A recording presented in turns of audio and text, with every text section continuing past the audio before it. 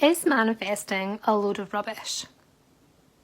You might think that, but there's some really compelling evidence that shows that visualizing your future can help you onto the right path.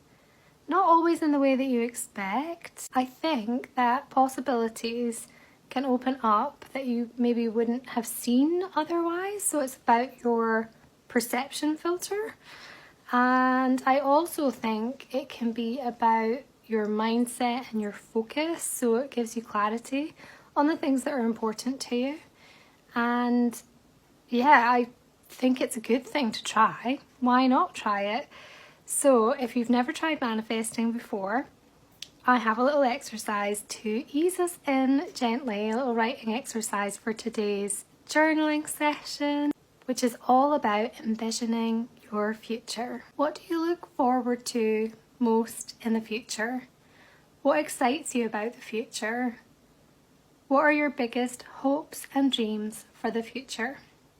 So I have a confession. When I decided on this idea for today, I actually have kind of struggled to think about what to write about, and the reason for that is that I don't actually like to look too far into the future.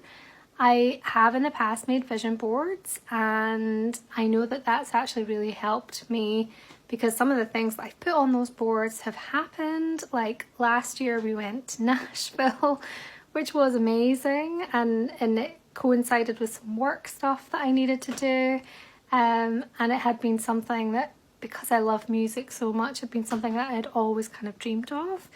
But yeah, generally I like to think about things more in the nearer term, so things that might happen in the next year or two, rather than like trying to like imagine something that feels more abstract to me. Like it's hard for me to imagine being older, and you might be the same.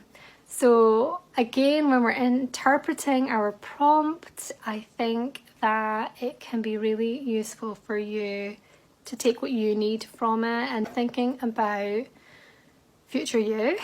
I did some work with a coach, and she had this framework called be, do, have. So be is like things that you see yourself being in the future. So that might be more career orientated. It might be more about being healthier, being more active. There's lots of different things or different ways that you could interpret that. The do part is thinking about obviously things you want to accomplish, and that might be learning a new skill, it might be traveling, it might be cooking healthy meals with your family. So lots of ideas there. And then with the have, I think it's nice to interpret that not just in materialistic things, like having a nice house or a car or, you know, these sorts of things, but thinking about, you know, what would you do if you had more time? So having more time could be one, having a simpler life could be one, having a loving family around you. There's different ways that you can interpret that last one as well. But I think it's a really nice framework. So if you're struggling with things to write about, be, do, have might be a helpful one to kind of map out on your page.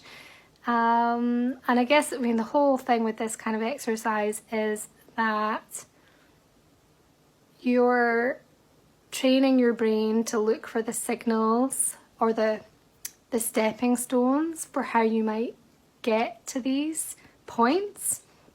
And actually what you might realize is when you're writing some of the things that you're writing about, you might realize they aren't some distant future thing, they are something that you can bring into your life in the nearer term with just a few small changes.